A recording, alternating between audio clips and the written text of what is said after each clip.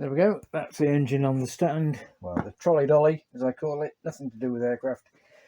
Just making up some mounts for it, which will go on there, because I want to sit it quite a bit higher this time, so the exhaust will clear underneath it. Just been doing a bit of work yesterday in a quiet period, just sorting out some bits and pieces to send off for powder coating. What I tend to do is I'll grab a few odds and ends and handlebar mounts and things I know I'll use in the future, and they get sent off as well, so it all adds to the cachet. Now there we have the engine mounts in much more securely now, and it's sitting higher, which is handy. Got the back pipe on and found my front pipe, but I've forgotten that they need a couple of collets to fit on here, because otherwise that goes straight through and the collets just sit in behind there and on there, but that's no great problem. Soon sort that out. Carbs are on, so I'm getting things ready for a start-up. I have got the other pipes I made up for the other bike. Now these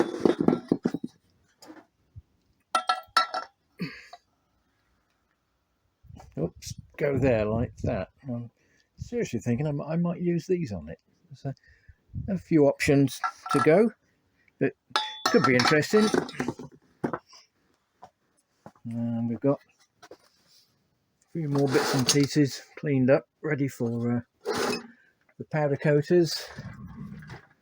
And I'm also thinking, I'm hoping maybe I can adapt this clutch cylinder to work the clutch on the Virago. I did try one a while ago, but it didn't seem to work very well. Well, that was like a small piston sort of thing, whereas this one's much larger. So move this around. We've got the clutch actuating arm just there, and so I'm thinking make an adapter plate. We might be able to get that to work, because it will sit in there. But again, that's all things for the future. But, it's one of those days where been busy, but nothing much seems to have happened. But not to worry, we get there eventually. Well, had a quick clear up here. That's a box of bits and pieces for the Virago. As I said, those are a lot of stuff going for powder coating. There'll be more to go yet. I need to go and have a hunt in the shed, because I need exhaust flange for this engine, but they are slightly different to the 1100. So we'll take an amble down the path. Not a bad day today. Not cold, not warm, but just pleasant and dry. Right, here we are, into the shed. And all the Virago bits and pieces are in this corner. As you can see, it needs a little bit of a tidy up, but you can't rush a good thing. So I'll get my nose in here and get some bits and pieces sorted out. Right, after having a good hunt round all my boxes and bits and pieces and that, I've finally come up with enough stuff to get the bike wired up. We've got the axle coil here, as in ACCEL. Now this is it's a good improvement, because it gives you a much bigger spark. Basically, all you've got power to each side there, and then both of your sort of pickups go to the one point, and what it does then is you get a double spark, or the wasted spark system then. And here we are, here's the CDI box.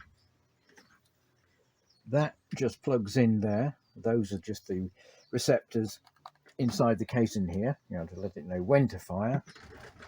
And on here we have a black and white, if I remember rightly, that is just an earth point, goes to all the brake switches and that.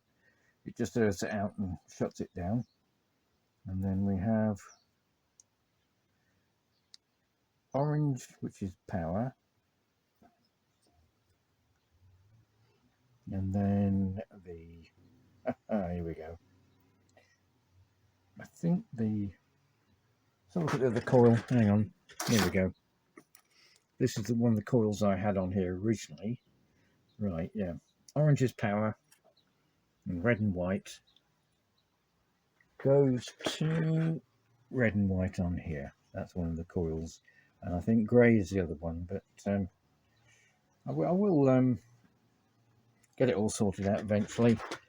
And then we have the relay just here, the starter relay, and all that really is just two spade connectors that go to a switch. So hopefully going to get it fired up today. I was very lucky in the shed as well. I found 3 Virago wiring looms. These are going to be quite handy for filleting down so I can use the wires on the bike. This one is a 750 here. This one's got 6 connectors on it. So that one doesn't have the... Oh yes, it has got the map sensor on this one, which is the manifold air pressure, which senses the vacuum. But you can see the amount of relays and everything on them, so that'll all get filleted down into its basic wiring, which will be very handy with all ends and sockets and everything. And this one here, yeah, it's a 750, but I didn't realise they had the map sensor on there, so it must have been one of the later ones. But it's just handy just to have the socket, so I knew what wire went where. So we'll start getting some of these, well, one of these filleted down now for the parts. That's everything wired up now. As you can see, it's a very simple circuit. You've got the pickups go into the CDI unit here. This is a CDI unit joining on here. That one, the orange one there, that goes up to the tachometer. You don't have to worry about that. One orange one goes to one side of the coil, and the grey one goes to the other side. They're the signals, and you have a common power one in the middle, just here. And then all we have, red and white, is power, which goes onto the battery just here. I can hear that spark drying now. Earth onto that side. I've just jury rigged up the relay for the moment, and we'll have a look at the spark.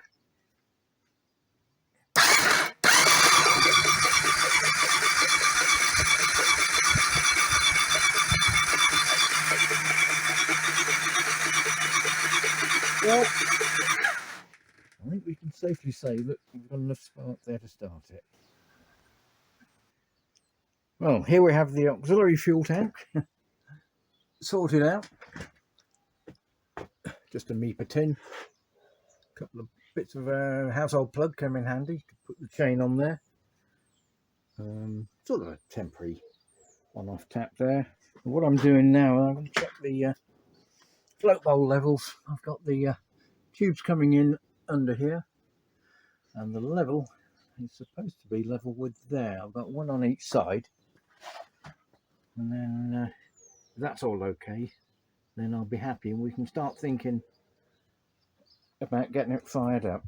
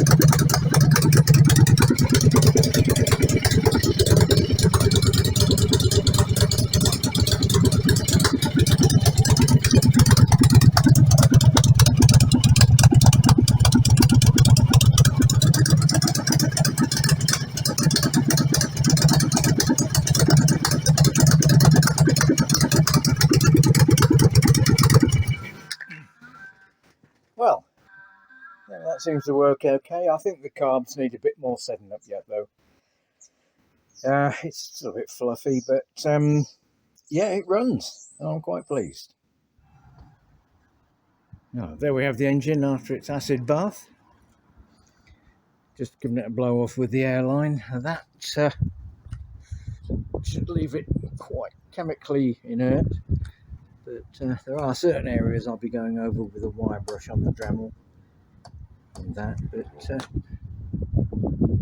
Not too bad. So we'll get it inside in a minute. I'm just going to pull the plugs out.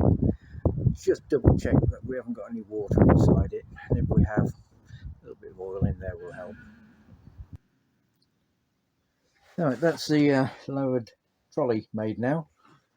Almost fits underneath. There's a couple of inches spare, but I think what I'll do is I'm going to add a block of wood just here to raise the bench up about 2 or 3 inches, which won't hurt. So we can get that one down onto this one now, and we can start building the frame and everything around it.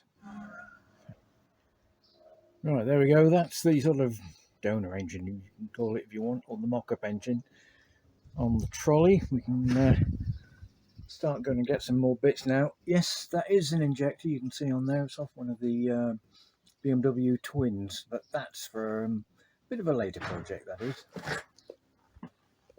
So we can now dive into these box of goodies and get some of the engine mounts out.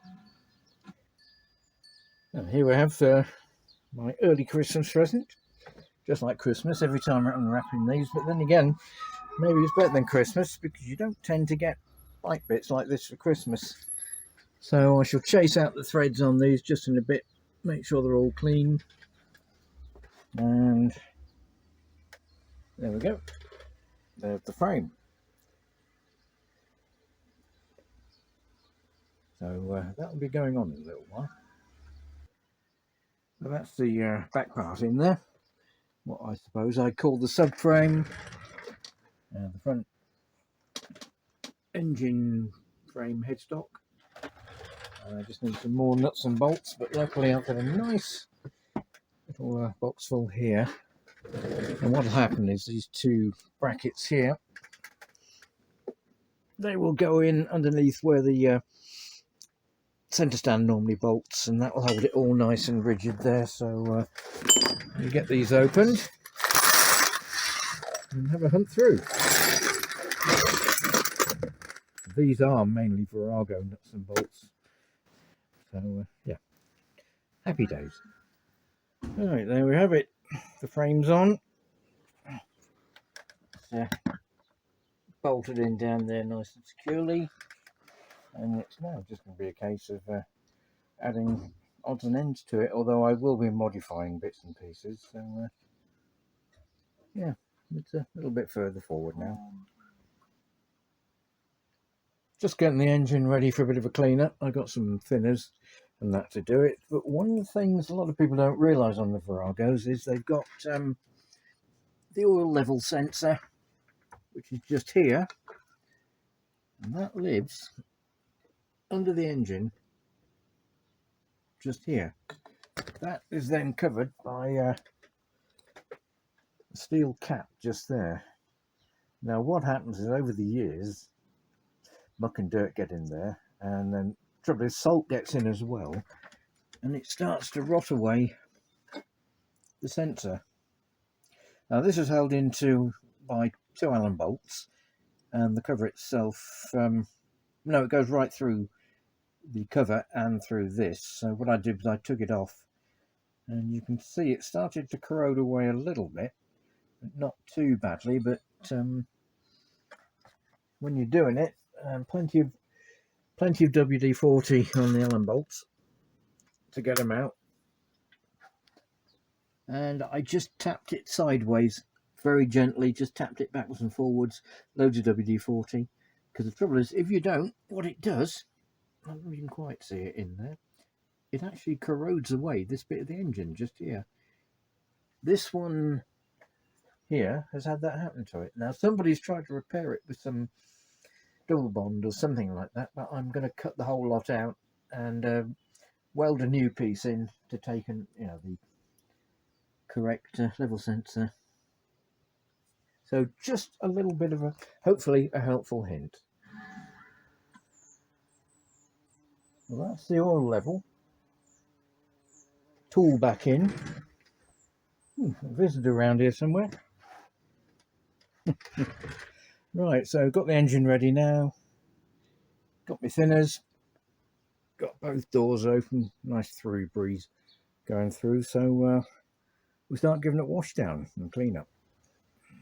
That's the engine pretty much clean now with the thinners. Come out quite well. So it's now got a date with some paint stripper.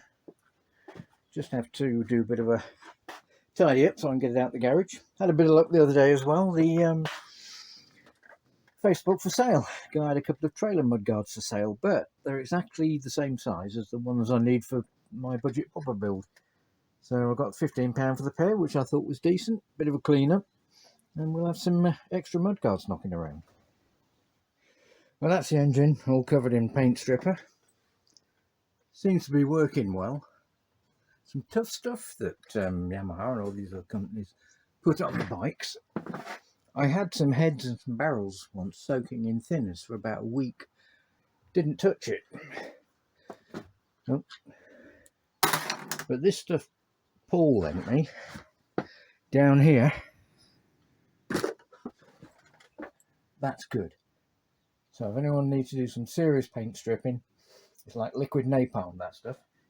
So I've got the pressure washer. We'll get out there now and we'll get to work on getting it all cleaned up.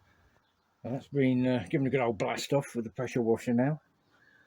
I think I've managed to get all the paint stripper out. That's worked pretty well, that stuff. So we'll let that dry off for a while, then I can hit it with the acid later on just to etch the metal.